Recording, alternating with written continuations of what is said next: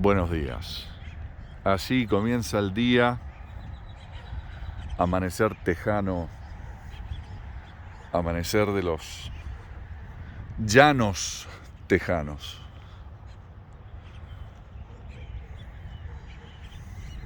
Y el tema es el día y la hora, nadie lo sabe.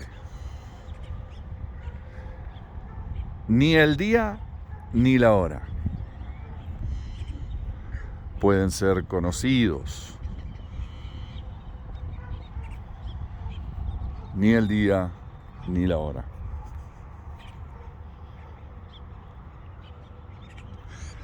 Pero principalmente ni el día,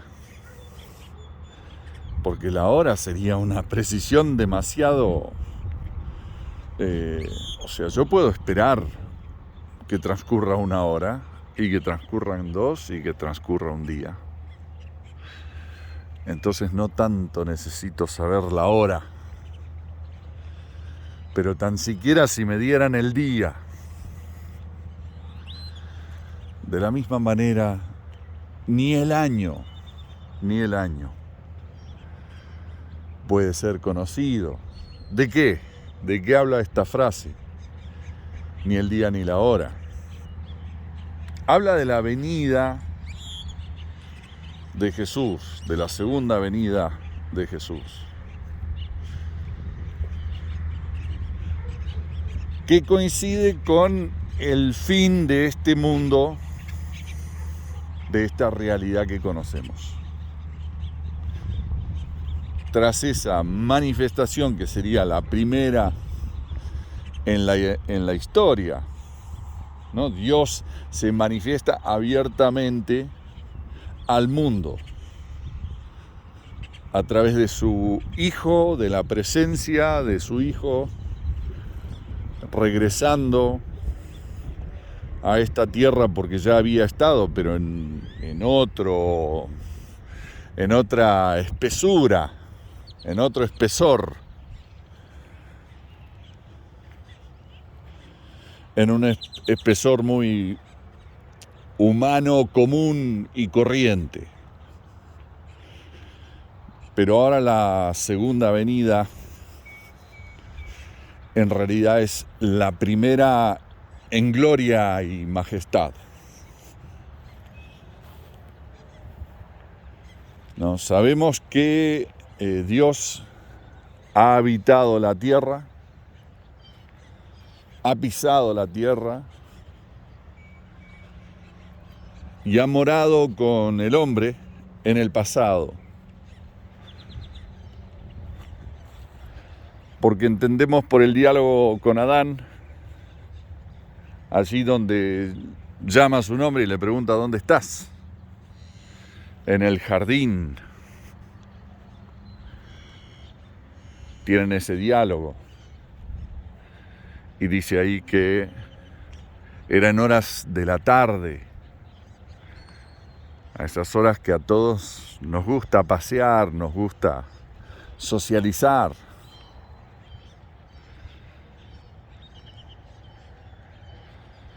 Y no sabemos la forma que tomaría, pero sería semejante a Adán, si no habría dicho Dios mismo cuando lo creó a Adán que lo haría a su imagen y semejanza. Tampoco tenemos tan claro cómo era Adán, cuanto más glorioso que nosotros, seguramente sin estos kilos de más y sin estas canas y sin estas barbas, que quizás son parte de la condena a muerte que conllevaba el pecado. Entonces imaginamos un Adán glorioso. Creo que en las mejores pinturas es imberbe, no tiene barba, es lampiño. Aparentemente una de las mejores versiones nuestras parece ser el lampiño, ¿no? El que no tiene nada, simplemente cabello en la cabeza, rubio y pelo fino. No sé cuál sería la belleza, no sé si Dios tiene pelos en el pecho y bajo los brazos. Yo espero que sí, si no me voy a sentir muy extraño, como diciendo, bueno, pero yo soy una aberración frente a Dios.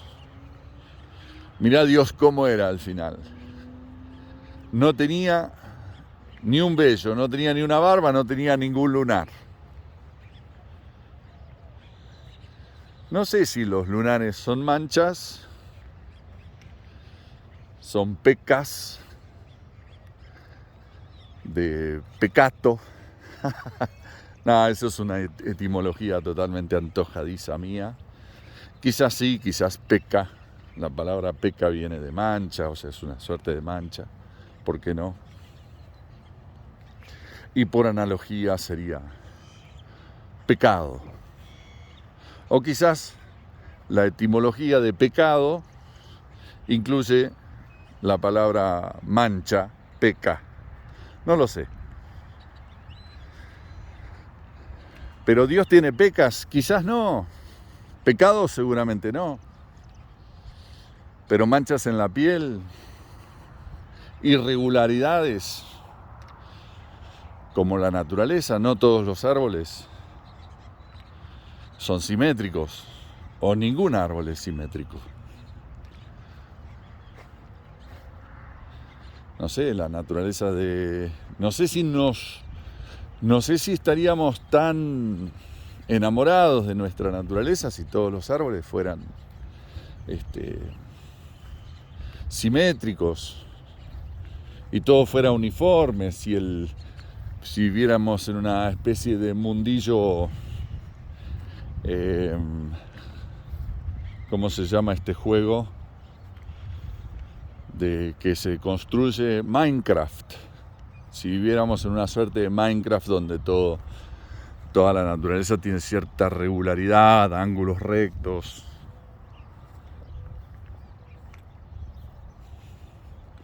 Entonces la nariz de Dios es aguileña o es una escuadra.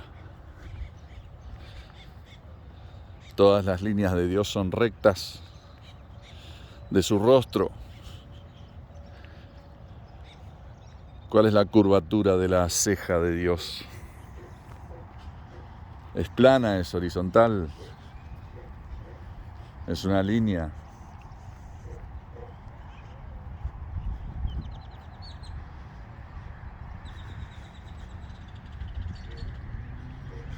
Pero se apersonaba frente a Adán,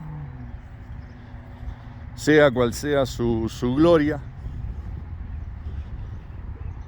y de eso nos consta documentación. Y después se apersonaba, por así decir, tenemos ese encuentro allí bastante privado y hasta cierto punto tímido, ¿no? Con Moisés.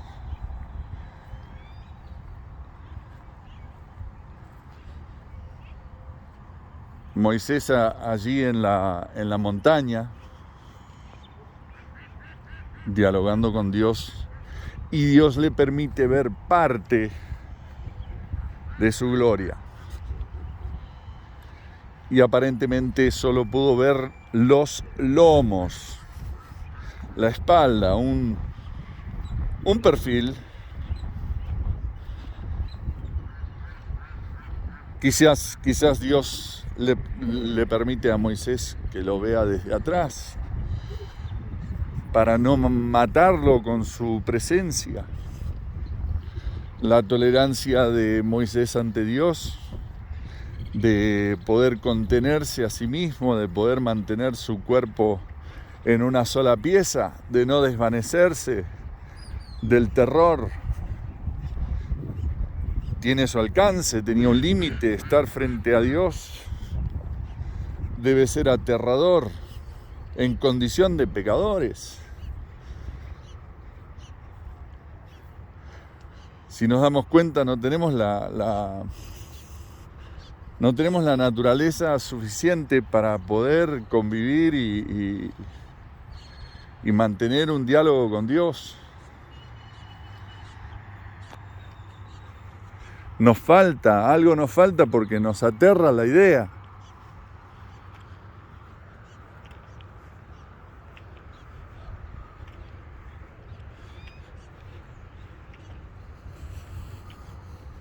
Pero sabemos que después de esas manifestaciones a cara abierta y en toda su gloria y todo su esplendor, se apersonaba frente a Adán, tal como era, tal como es. Y frente a Moisés, allí ocultando el rostro,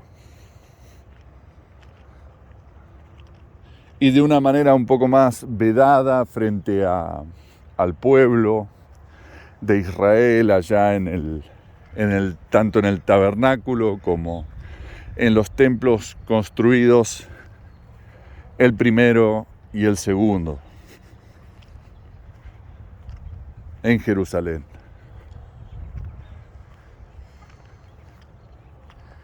Que ese era el templo de Israel.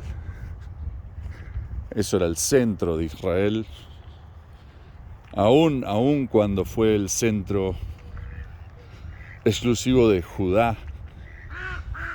Para Israel eso siguió siendo el templo. Israel, el que fuera ese Israel, ¿no? El que todavía era consciente de ser Israel. Porque también se dispersaron y se integraron a otros pueblos, porque ya no tenían esa estructura de total celo que constituía, que era la constitución del pueblo de Israel antes de la división de los reinos.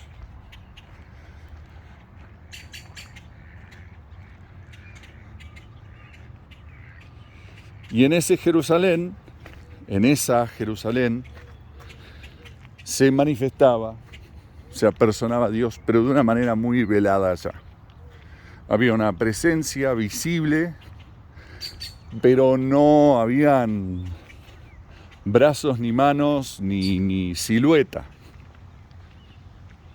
sino que había forma de nube. La palabra más común para referirse a la presencia de Dios en ese formato es nube. Nube, columna de fuego, pero ahí no hay silueta.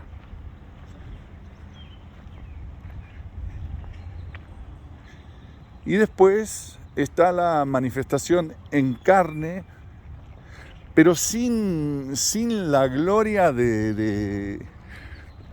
o sea, Dios se manifiesta en columna de fuego, y eso no lo puede hacer un ser humano. Un ser humano no puede estar incandescente.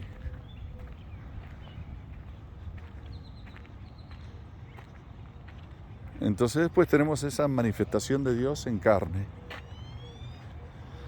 pero en carne corrupta, como la nuestra, en carne que decaía, que físicamente podía encontrar su deceso, y que en el caso de Jesús fue precipitada por la cruz, los clavos, las heridas, pero que de todas maneras iba camino a la muerte del hombre. De no ser crucificado, ese Jesús de todas maneras se encaminaba hacia una muerte física.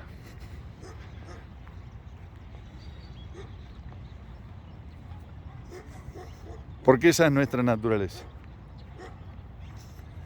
Y si Jesús fue niño, también iba a ser anciano.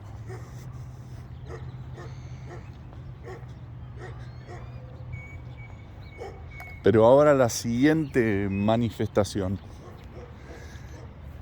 es la de Dios en toda su gloria y majestad.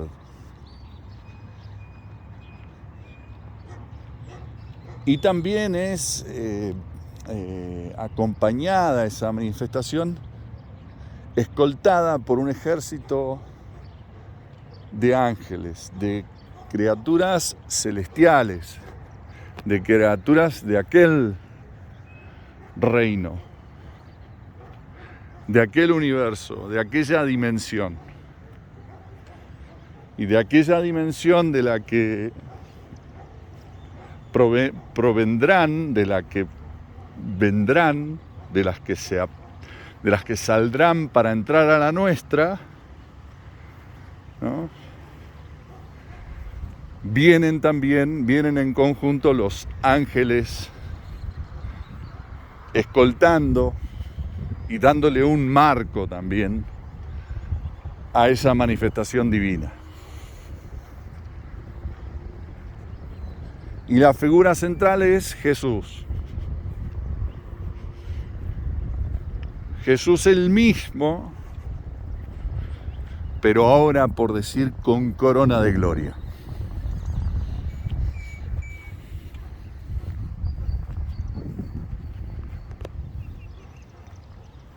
¿Y cómo será Él? ¿Tendrá la misma estatura? ¿Tendrá el mismo tamaño que nosotros? ¿Creceremos nosotros a la estatura de Él? ¿Por qué? Porque hay que ser más alto o más grande. Así estamos perfectos. Podríamos ser más chicos y no habría ningún problema. Este mundo nos seguiría siendo totalmente coherente.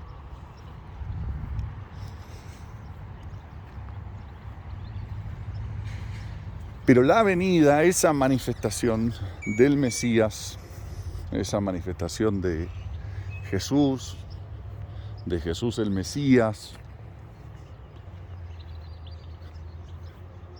del Salvador del mundo, del Redentor,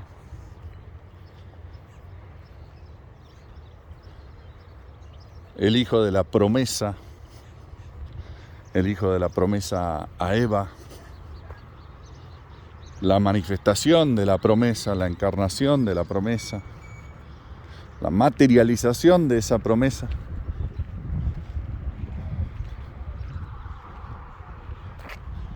La llegada de ese Jesús en gloria y majestad no puede ser conocida. La fecha en la que eso va a ocurrir no puede ser conocida. El día ni la hora es conocida, es de nuestro conocimiento.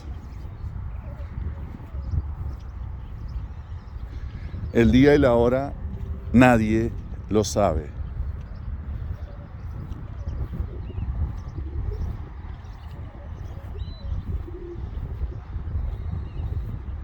El día ni la hora nadie los sabe.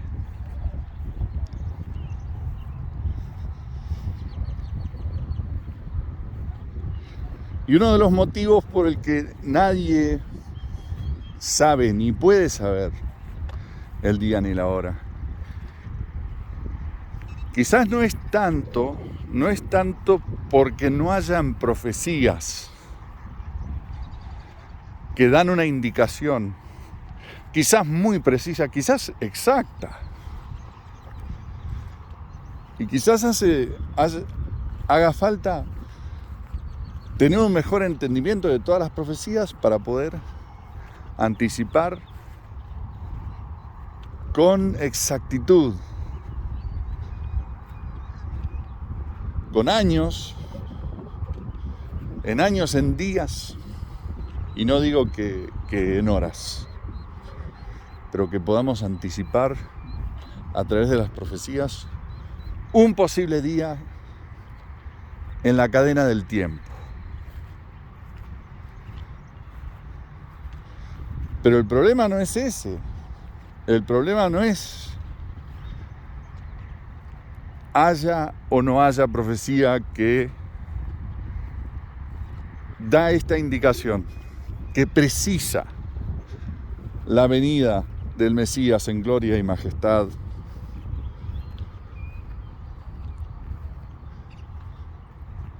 Sino que el problema es que a nosotros no nos ha sido dado, a la humanidad no le es dado, saber en qué tiempo vive.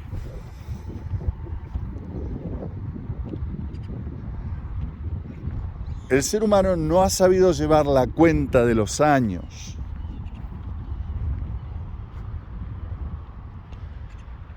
En una generación quizás sí. Pensémoslo.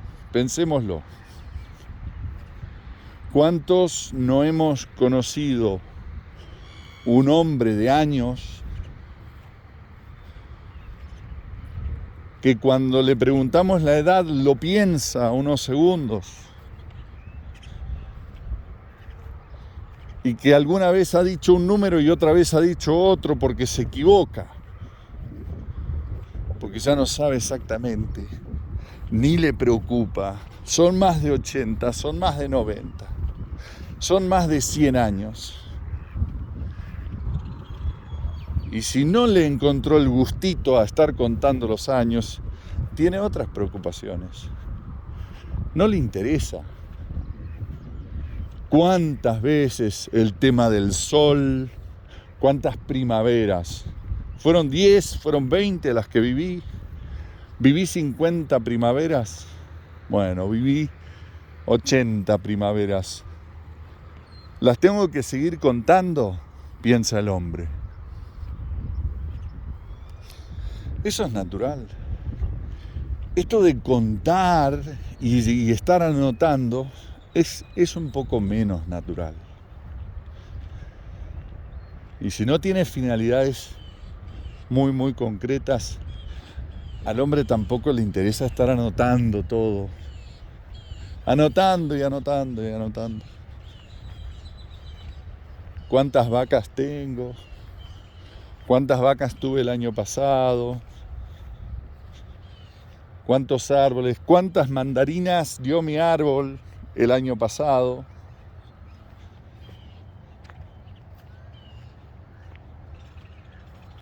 ¿Cuántos kilos de tomate coseché este año? Lo voy a anotar en un libro que después ese libro tal o cual utilidad. Todo eso, si nos fijamos, es mucho más, es más interesante, por ejemplo, si soy un agricultor, estar completamente inmerso en la actividad del momento. O sea, estoy plantando, estoy cosechando tomates, estoy haciendo este intercambio con la tierra, estoy contemplando la naturaleza, estoy disfrutando de este regalo. Esto de andar anotando y anotando, fijémonos nosotros mismos en nuestra vida, si es algo muy natural. ¿Quién se levanta cada mañana y toma un lápiz y dice, bueno, hoy voy a anotar qué comí, qué no comí, voy a escribir la receta de lo que me gusta comer? Eso se hace con fines muy específicos. Por ejemplo, bueno, mi amiga me pidió la receta de lo que comimos el otro día, lo anoto. Hay 3 amigas que están pidiendo la misma receta, lo anoto y se los doy. Ya me doy cuenta que mis recetas me las piden 100 personas, cada persona que me visita o con la que intercambio. Bueno, voy a escribir un libro de recetas y de allí también voy a hacer comercio las voy a vender un nombre también, voy a establecer un negocio a partir de, bueno, entonces sí, anota.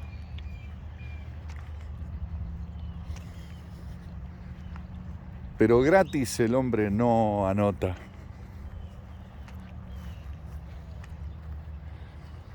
Y las anotaciones de uno, ¿no? Las anotaciones de uno pueden llegar a imponerse a las anotaciones de otro. Esto hablando de nuestra historia.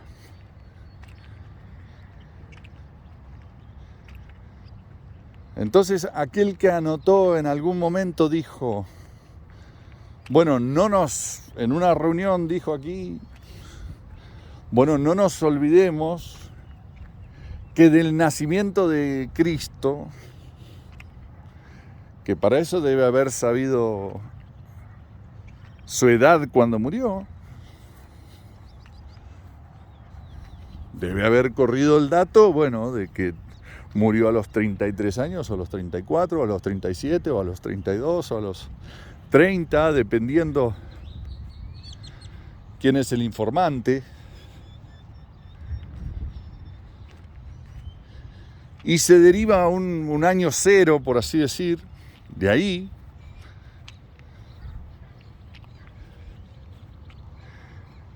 Y alguno quizás en un momento de la historia dijo, bueno, no nos olvidemos que hoy se cumplen 100 años del nacimiento de Cristo. Entonces, damas y caballeros, por lo tanto estamos en el año 100. ¿Para qué vamos a contar ningún otro año de nada? Del reino de ningún emperador. De ahora en adelante vamos a contabilizar el único punto de partida que nosotros podemos utilizar para contar años es el nacimiento de Cristo. ¿Estamos de acuerdo todos? Sí, estamos de acuerdo todos. Entonces vamos a hablar de años después de Cristo y años antes de Cristo. Esto, ¿no?, tiene que ver con números. Porque si todo cambió, ¿no?, a partir de esa manifestación,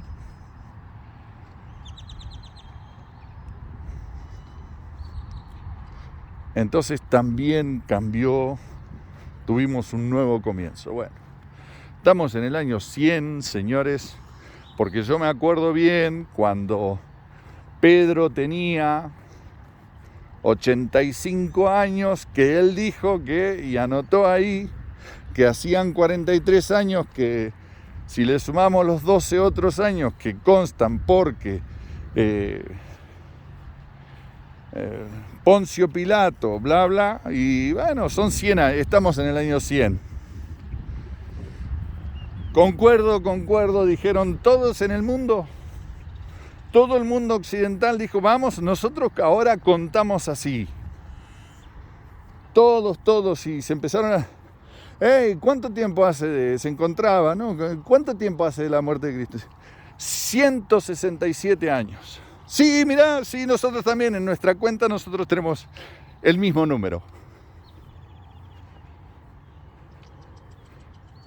Entonces, eso es una imposibilidad. O sea, en todo caso, para hoy decir que vivimos en el 2023, tenemos que haber cedido, tenemos que haber consentido como humanidad de que ese es el número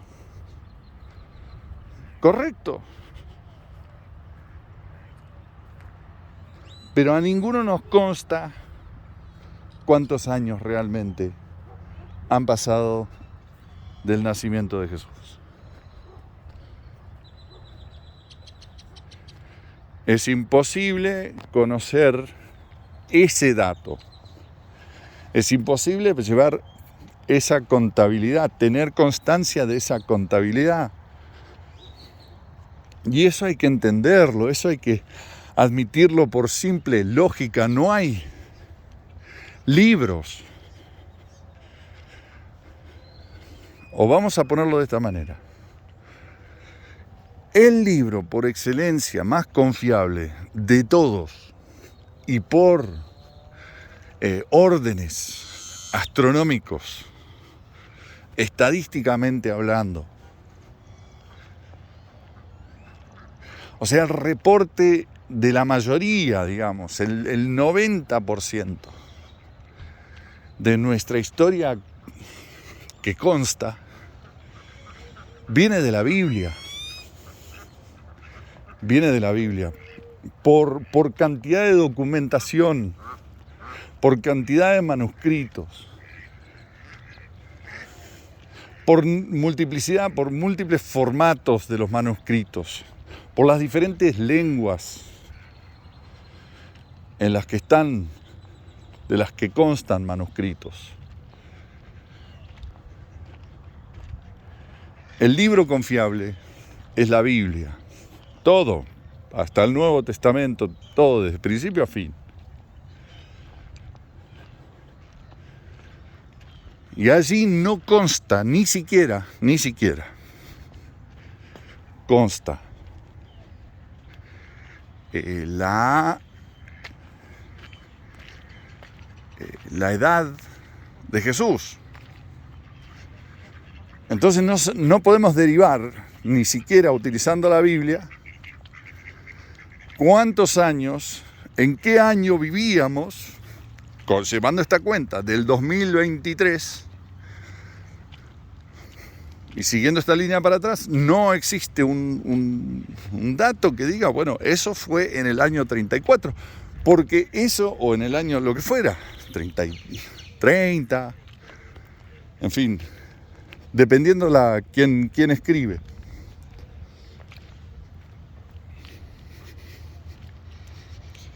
No la hay. Eso después se quiere como que constatar a partir de de documentación marginal. Historiadores romanos cuya confiabilidad es mínima. Uno se imagina que no está escrito nada con capricho, pero ¿cómo saberlo, no? ¿Cómo saber? ¿Cómo confiar en esos números? ¿Y por qué hay discusión? ¿Por qué, si vamos a investigar, hay discusión que en qué año murió Cristo? Se habla de los 30, pero no hay un consenso. O sea, hay diferentes corrientes de pensamiento que proponen fechas. Porque en la Biblia no consta. Porque si constara, tendríamos allí. Lo único que tenemos es que a Jesús en un momento le dijeron: no tienes 50 años, o sea que era joven todavía. Digo porque yo todavía no he llegado a los 50. Entonces era menor de 50 años.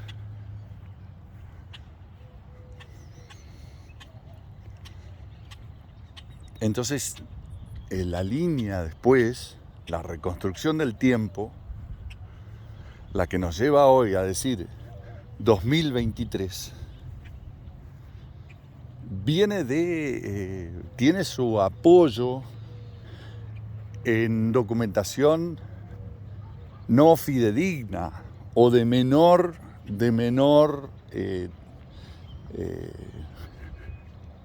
credibilidad, confiabilidad que la Biblia.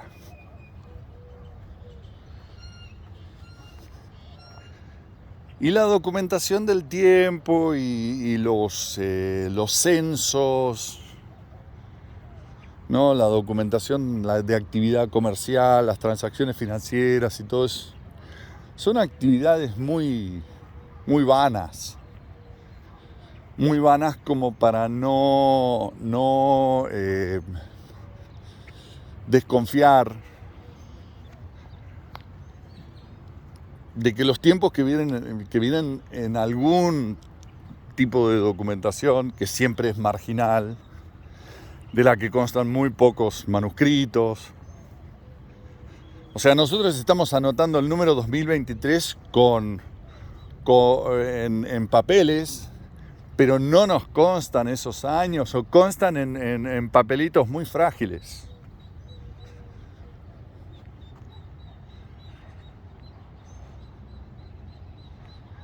Entonces realmente no sabemos en qué año vivimos. Pero por una cuestión lógica no lo sabemos.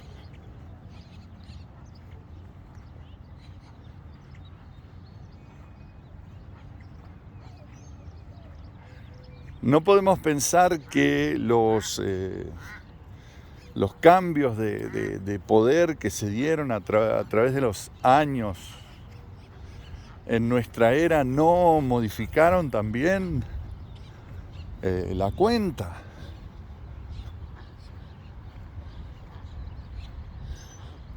¿Por qué los chinos hablan del año 5000 o no sé, 6000 y tantos? Y los judíos hablan de 5900 o no sé qué, 5700, no sé en qué año andan. ¿Y quién les dijo eso? No, que ellos escriben los años. Amigos, pónganse a pensar. ¿Cuál puede ser la confiabilidad de esa documentación? O sea, ¿dónde está? ¿Quién es el guardián de esos escritos, de esos documentos que hacen constar que vivimos en el año 5700? Porque el 99% de los que viven en el año 5700 no conocen ni siquiera de dónde viene ese número. No saben en qué documentos está basado. Si tuvieran una mención de qué documentos, en dónde consta ese año, las probabilidades de que hayan acudido a ese documento para corroborar son de mínimas a nulas. Nadie de los que viven el 5700 hace una peregrinación hacia la biblioteca donde está el Talmud más original de... No van. Amigos, no van. No nos engañemos, no van. Irá uno, irán 10, no sé, ¿y a qué documento? ¿Y quién les cuenta el cuento? Del otro lado, ¿quiénes son?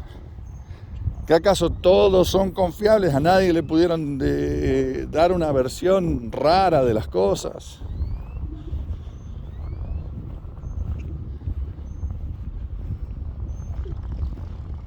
Entonces ese conteo es por consenso. Y hay que ver si en los años que en el año 5000, vamos a decir, ¿qué pasó según ellos en el año 4000 cuánto? O en el año 3000 cuánto, cuando Jesús estuvo en la tierra, ¿cómo se documentó eso? ¿En qué año consta? ¿Y coincide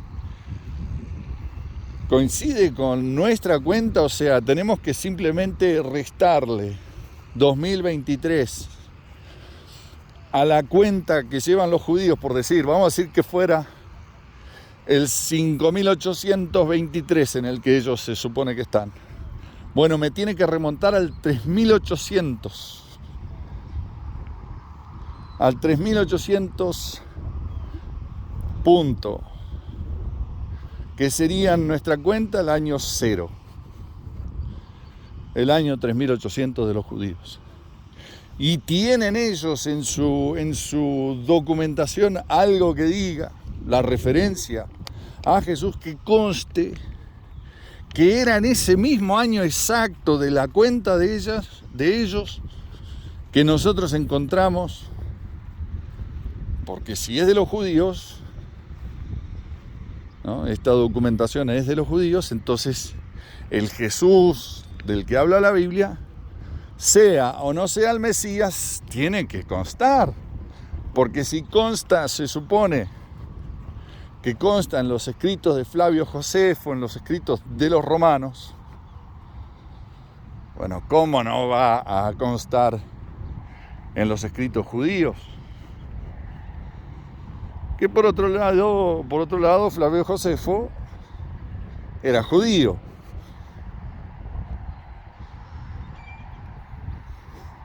Entonces es imposible que no constara, y consta allí. Y si consta, ¿qué podemos utilizar para corroborar? ¿Cómo podemos triangular esa fecha para verificarla y para decir, mira, esto está estipulado para que coincida?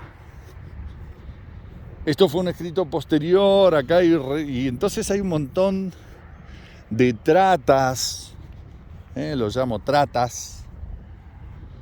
Hay una trata de fechas entre los que quieren apropiarse de la historia. Hay una trata de fechas. No, nosotros hablamos de 2023. Sí, pero a mí no me vengan con 2023 cuando nosotros estamos en 5.700 y tantos. Pero ustedes llevan la cuenta mal porque no coincide, porque acá en el libro 14, en el Talmud no sé qué, aquí no coincide con la asunción del emperador o Papa Pío esto, no sé qué. Entonces ustedes no tienen en qué basar su historia porque es innegable. Aquí tenemos monumentos en Roma que datan o que estipulan que tal o cual ser humano vivió en esta tierra en el año 1214. Sin embargo, en el Talmud de ustedes ni siquiera figura. Y cuando figura 200 años después o 400 años antes.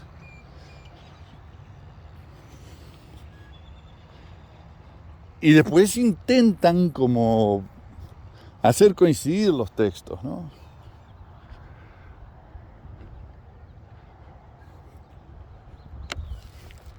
¿No? Como si se pelearan dos tramposos negociantes diciendo, te vendí 10.000 cabezas de ganado y me pagaste solamente 3.000. No, te pagué 15.000 cabezas de ganado por adelantado y me dejaste 7 y todavía estoy esperando las 8 y yo ya te pagué todo. Y la pelea es eterna y después ya directamente con pistolas y con bombas se terminan peleando. Y así también se dicen, no, la fecha esta, el año este es el año que fue esto, ustedes están mal. Y nosotros vamos a creer que gracias a quién, que porque venimos de los años de los papas, que porque vivimos en un calendario romano, juliano y católico apostólico romano, el calendario de Gregorio. Y porque vivimos en el calendario de Gregorio, hace 2023 años nació Jesús.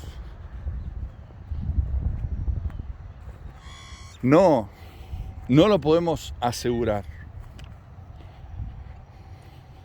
No lo deberíamos asegurar. Me parece mucho más sano no asegurarlo.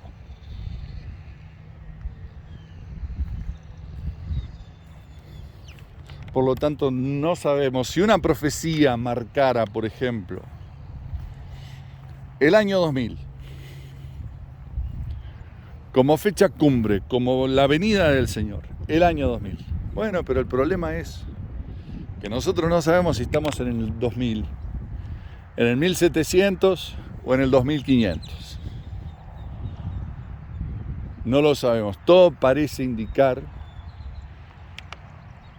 que hace menos tiempo. ¿Por qué? Por la población también del mundo. Por la gran cantidad de generaciones que implican 2000 años. Y pensamos que en 2000 años, aunque en la época de Jesús solo la población total universal fuera 1 millón de habitantes, lo cual es un número muy modesto, es una población muy modesta. El día de hoy deberíamos ser, 500.000 millones o lo que fuera. 4 trillones de seres en la Tierra. Por una cuestión natural que se da por la actividad natural del hombre, que vamos a ser bien biológicos por el simple hecho de la copulación. Por el simple hecho de tener la capacidad de copular, deberíamos ser 5 trillones de habitantes, si en la época de Jesús había solo 1 millón de habitantes. Entonces es todo bastante misterioso. ¿Cómo es que somos tan pocos en 2000 años? O sea, si estamos llevando números oficiales, números oficiales, 2023 es un número exacto y oficial.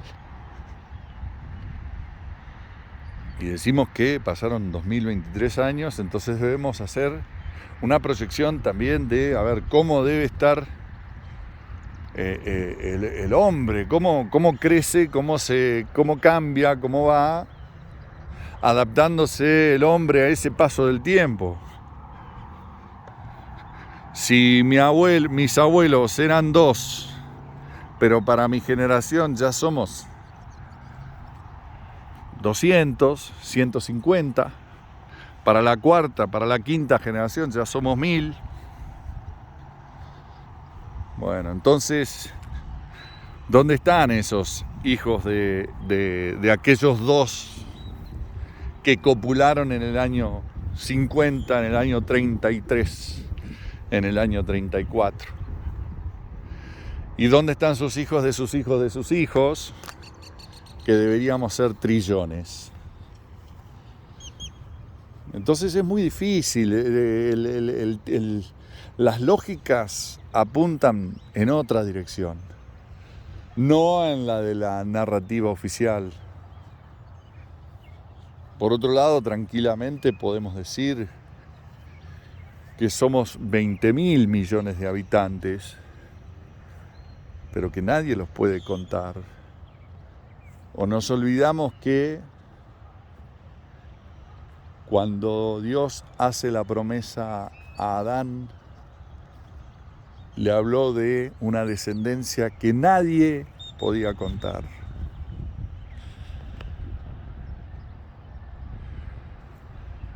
Hay 310 millones de teléfonos, de cuentas, de números de teléfono celular. ¿Cuántos millones en Estados Unidos? ¿Cuántos millones de habitantes tienen 2 celulares? 1, medio. 100.000 personas tienen 2 celulares. Bueno, la mayoría tiene 1. ¿Para qué va a querer 2? O sea que es mucho trabajo. Pero se supone que la población total de Estados Unidos es de, 330 millones. Entonces solamente hay 20 millones de habitantes cuando sabemos que hay 40 millones de niños menores de 9 años. No digo que ninguno de esos niños no tenga un celular. Pero tanto trabajo, sí, hay muchos que tienen el celular. Aparentemente, mínimamente, la mitad de ellos deben tener celular. O sea que hay 20 millones de cuentas de celulares en manos de niños de menos de 9 años. toda una población.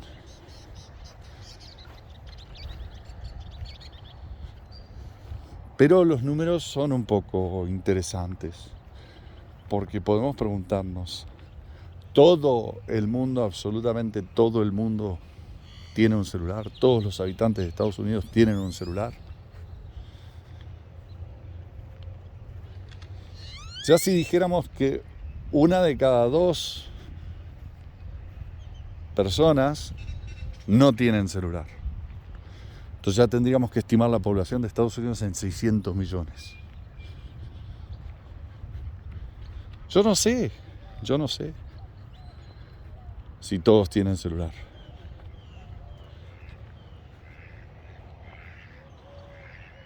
No lo sé. Puede ser. Pero yo tampoco ando todo el mundo, y tampoco entro a cada pueblo, tampoco entrevisto a cada persona que me cruzo en el mundo.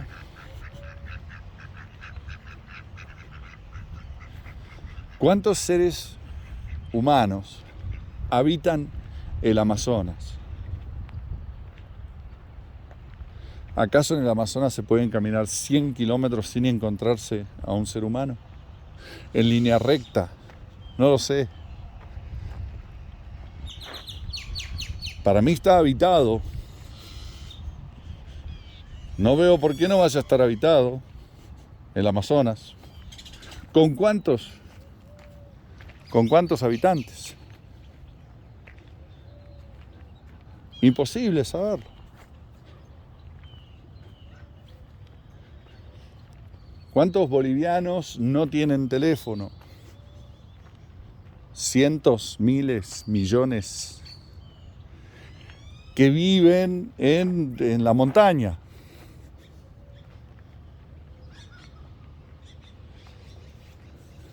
Todos tienen celulares. Los que hacen el censo pasan por cada casa a corroborar cuántos hijos, cuántas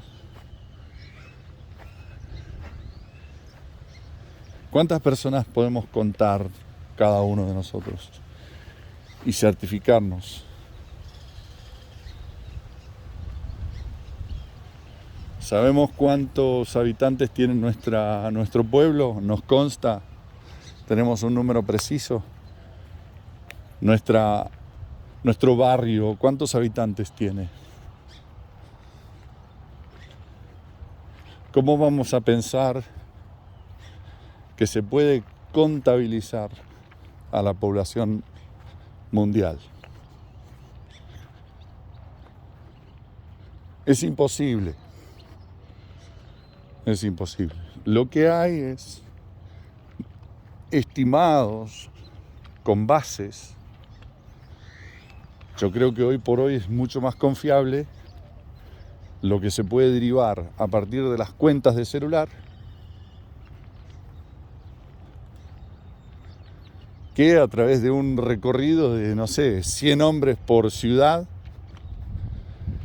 yendo casa por casa, golpeando la puerta, te abro, no te abro, a ver, llene su información y mándela por correo.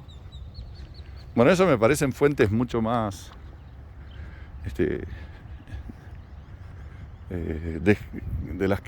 las que desconfío mucho más,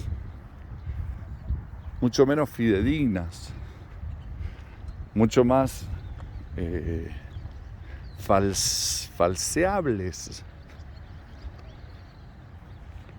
mucho más trastocables esos números. Acá en casa somos 5. Tenga usted, señor gobernador. ¿Cuántos responden a ese pedido por parte del Estado? Y después, ¿quién lo contabiliza y quién no se equivoca? ¿Quién no contó 2 veces? ¿Quién no abandonó la cuenta a mitad? Dijo, no, yo renuncio, no voy a contar más. ¿Cuántos había contado? 14 millones. ¿Y dónde está? ¿Cómo? Ah, no sé, señor. Yo no cuento más. Ahora cuente usted todo de nuevo.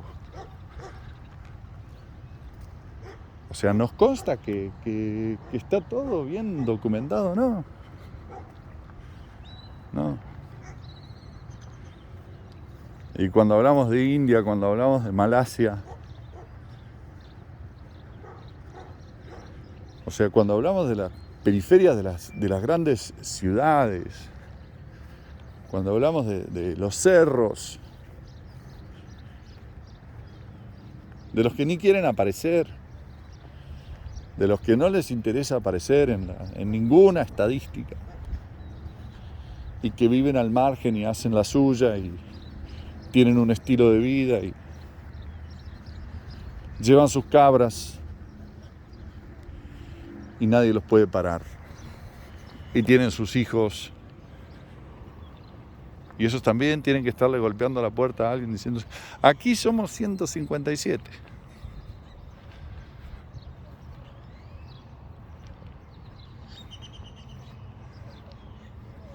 Los años, amigos queridos, nadie sabe en qué año estamos. Esto es más allá de, no más allá, sino en la misma línea del cuestionamiento que hace Fomenko. Fomenko nos queda a nosotros como el referente, por lo menos a nuestra generación. Quizás haya otros que también lo cuestionaron, pero Fomenko es el referente que tenemos nosotros cuando hablamos de que la contabilidad del tiempo fue trastocada. Se cansó el patito, pobrecito. Se cansó y yo lo vengo acosando y mamá está allá.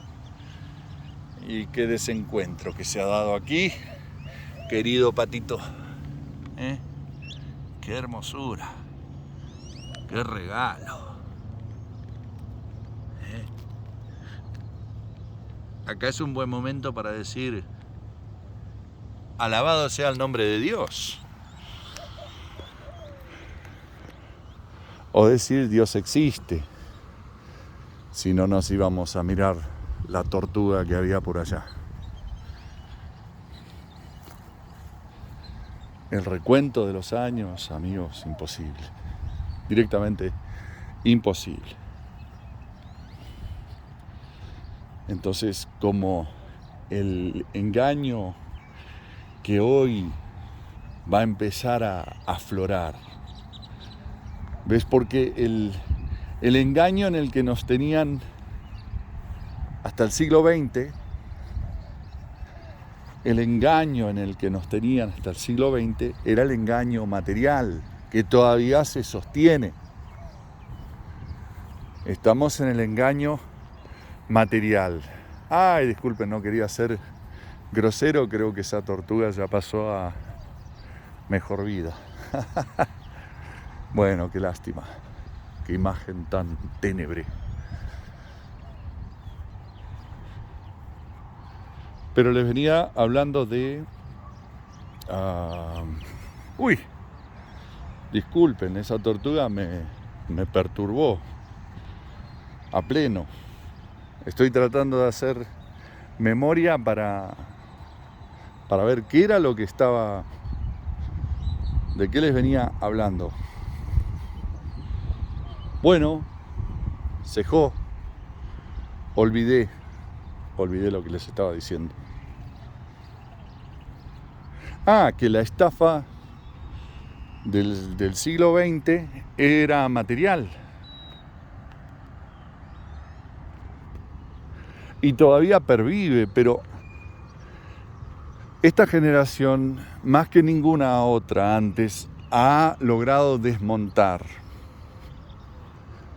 Esta nueva generación, especialmente nuestros hijos, están apercibidos de la estafa material,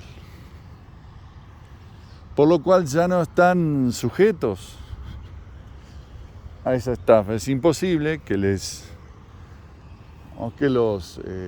convoquen a la guerra invocando alguna estadística, ¿no? Diciendo: mira, los chinos están invadiendo la costa occidental de Alaska, están tirando paracaidistas, están arribando a nuestras tierras y hay que ir a matarlos. ¿Y quién va a tomar el fusil? Si no se los enciende con mil narrativas, nadie toma el fusil hoy. Pero en otra época, en la estafa material, se lograban formar ejércitos masivos que salían a defender la materia. Salían a defender un perímetro de millones de kilómetros. Cientos de miles de kilómetros. Voy a morir por las tierras de España, que son millones y millones y millones de kilómetros cuadrados, en el año 1800.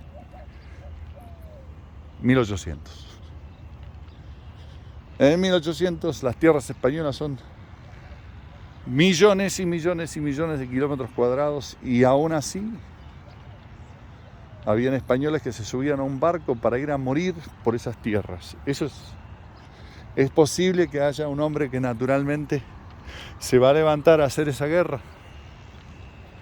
No, tiene que haber una narrativa que lo sustente, una narrativa por detrás.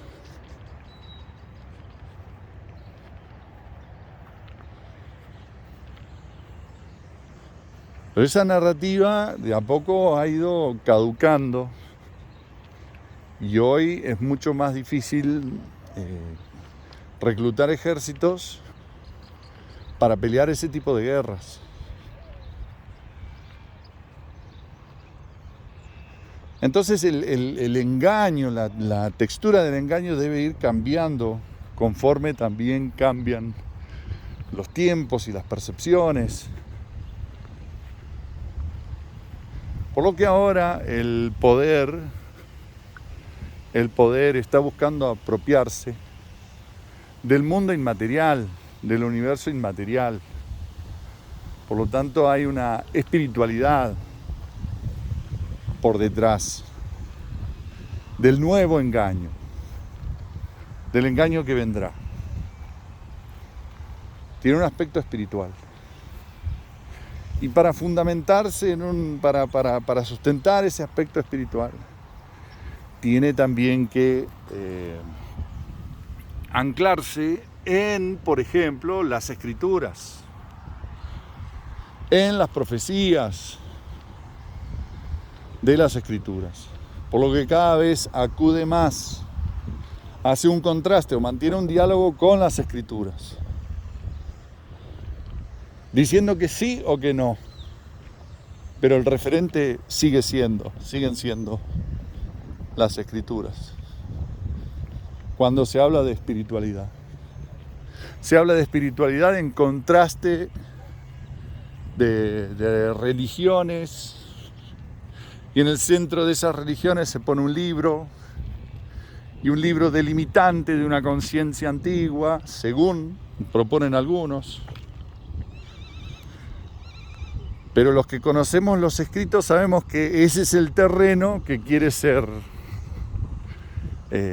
ocultado. Es lo que los escritos, lo que las escrituras proponen, es lo que al poder le interesa que no. Es lo que le interesa, con lo que no le interesa que conectemos, o lo que le interesa que no conectemos. Los escritos son aquello con lo que el poder no quiere que conectemos.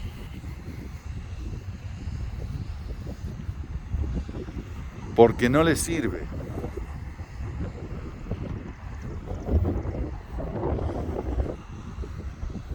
Entonces, los estafadores de ahora del mundo inmaterial, los que vendrán a querer controlar a través del control de la narrativa de lo que es el mundo espiritual,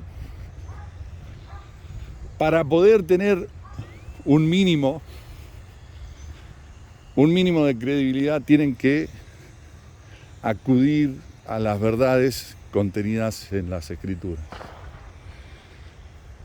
Y las tienen que trastocar, utilizar a su favor, convertir en una narrativa de su interés. Porque no se sustenta nadie, ninguna institución se sustenta si adhiere a las Escrituras tal cuales están presentadas, porque son la libertad del hombre. Y los que buscan controlar a la humanidad no pueden convivir, no pueden coexistir con un documento que albergue tal propuesta. Si la propuesta es de libertad, el controlador tiene que prescindir o tiene que dejar de lado esos manifiestos. Entonces, para controlar tiene que trastocar. Y una de las maneras de controlar es el querer estar a la cabeza del día y la hora. Entonces está toda esta escuela de las predicciones, que no solo era el negocio de un supuesto, a ver cómo se llamaba las predicciones de, ¿cómo se decía este pensador, falso? Ahí va la policía. De Nostradamus, por ejemplo, se habla de Nostradamus. Pero no era solo el negocio de Nostradamus, sino que hay muchos, perdón estas escenas que distraen.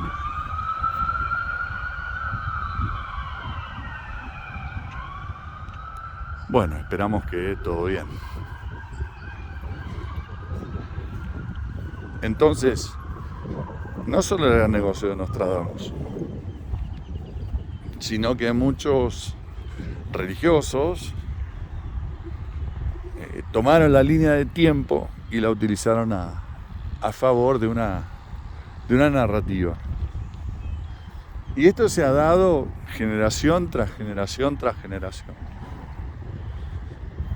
De que acontecerá tal cosa, de que el fin del mundo es en tal y tal fecha. Algunos hablaron del año 1000, otros del año 2000, como fechas cumbres. Y entre medio de esas dos, miles de fechas.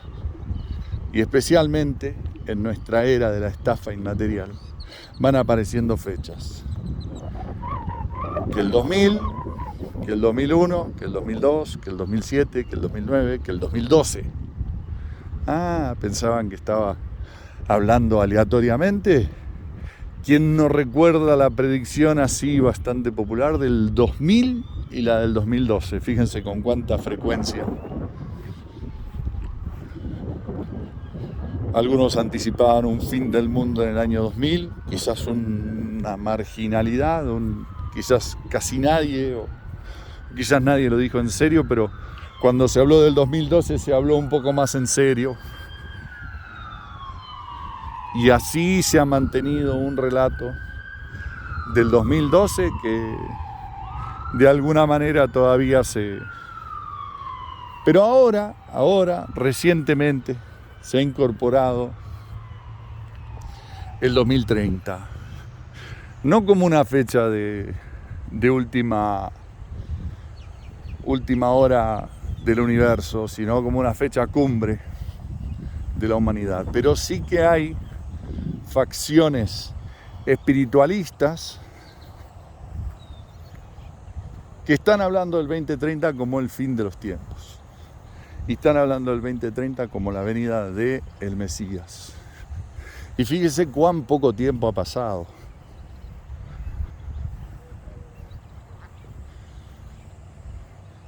Y el movimiento adventista del siglo XIX propuso 1843 y 1844. De allí proviene la hoy conocida Iglesia Adventista, pero en esa época la Iglesia Adventista en sí no existía como institución. Pero había un movimiento, un despertar de la humanidad que no tenía corte institucional, sino que era bastante voluntario e individual, que propuso la segunda venida de Cristo en 1844. Y hubo un consenso siguiendo las profecías,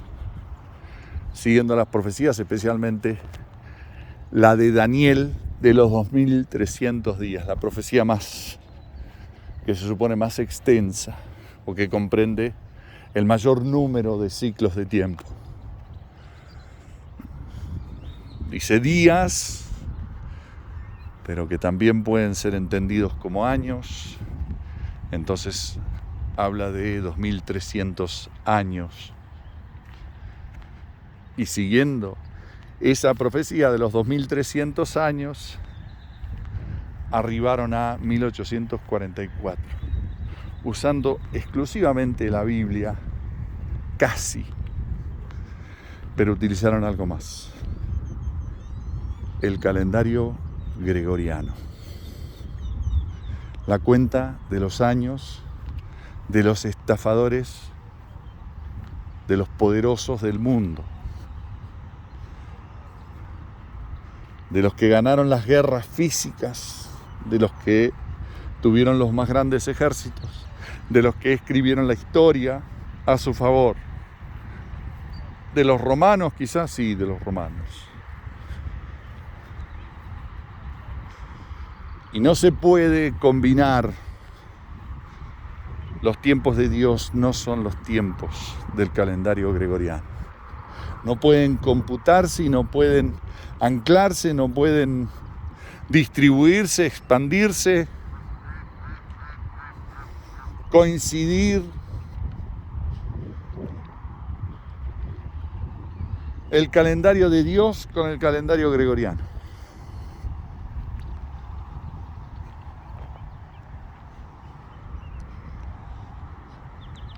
Y ese fue quizás el movimiento más fervoroso en nuestra historia inmediata. 1844 quizás fue el movimiento más fervoroso que creyó que estaban viviendo años proféticos, tiempos proféticos, y que la venida del Mesías se podía computar o se podía determinar siguiendo el calendario gregoriano, dándole entidad y veracidad al calendario gregoriano.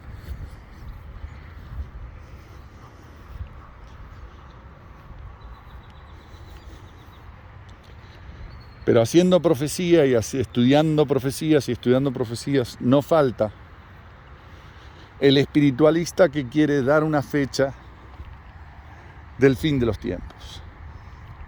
Cuando Jesús enseñó, para nuestra cordura, para nuestra coherencia, enseñó que el día, ni la hora, ni el día, ni la hora, nadie sabe. Nadie conoce el día ni la hora.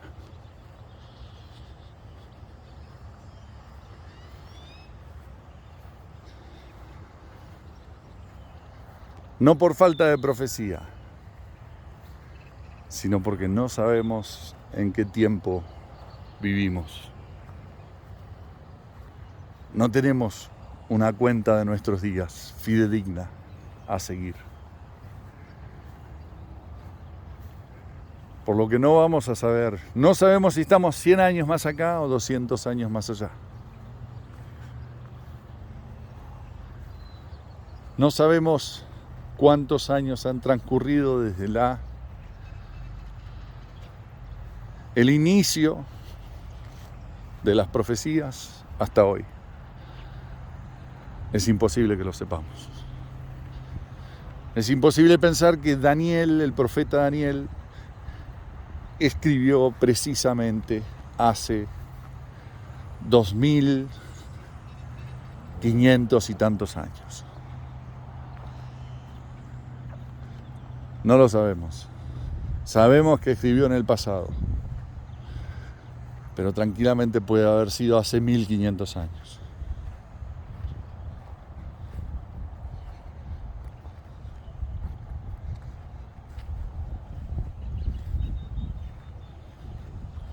Por lo que el día y la hora serán siempre incógnitas para nosotros. Y no debería ser nuestra preocupación o nuestra ocupación, más allá de simplemente entender que no nos es dado conocer el día ni la hora. Pero sí nos es dado tener una relación con Dios legítima, real, tangible. Y en ese estar con Dios, su venida es simplemente un momento de celebración y nada más. Si en el interín toca sufrir alguna peripecia, algún inconveniente, algún apuro en el mundo material, pues se hará frente a eso de acuerdo a cómo va llegando.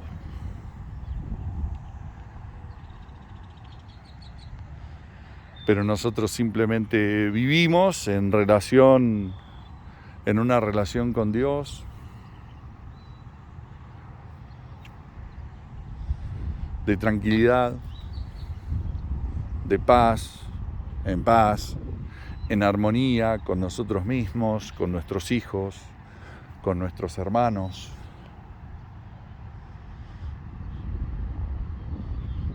Vivimos en perdón, vivimos en amor, vivimos en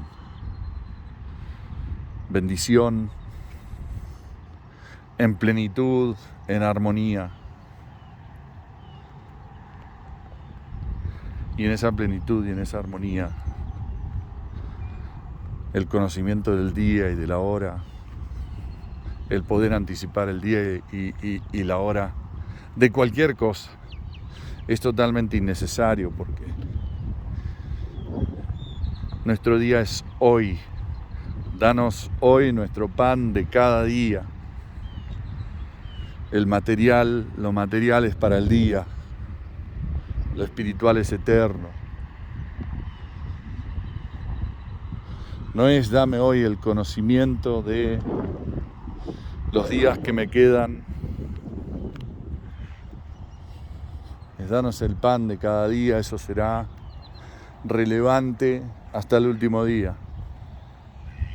El último día seguirá siendo un día y en ese día esperamos el pan, nuestro pan de cada día. No vamos a dejar de comer pan 4 días antes a menos de que tengamos ganas de ayunar, lo cual no tiene nada de malo. Pero nuestro pan de cada día puede ser peticionado a Dios hasta el último día. ¿Para qué? ¿Por qué no nos despojamos del pan 2 semanas antes? Total, ¿para qué comer pan si hay que hacer otras cosas? Ahora hay que, no sé, salir a cantar todos los días o qué. No, esto es nuestra actividad, esto es lo que somos, esto es lo que hacemos, este es el ser humano, nosotros somos así, vivimos así, comemos, dormimos, nos levantamos cada día, tenemos una experiencia, unos sentires, unas pasiones, y eso es todo lo que sabemos. Y eso será así hasta el último día. Que pueden haber cosas sucediendo a nuestro alrededor que nos dicen, válgame, esto no da para mucho, así es insustentable, así no puede ser. El ser humano no puede proliferar si estas son las condiciones. La opresión es demasiado enconada, demasiado directa.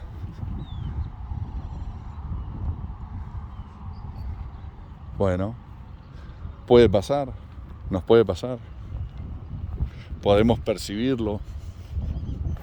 Que lo sintamos como posible fin del mundo o como nuestro propio fin, nuestra propia muerte. Bueno, es un poco indistinto. Porque si empezamos a sentir, bueno, nos van a matar, bueno, nos van a matar. Quizás nos maten. Quizás sea el fin del mundo. Para nosotros será indistinto. Bueno, es la sombra de un amigo que le recuerda el día y la hora nadie conoce. Les mando un abrazo grande, nos vemos pronto en una próxima charla. Abrazo.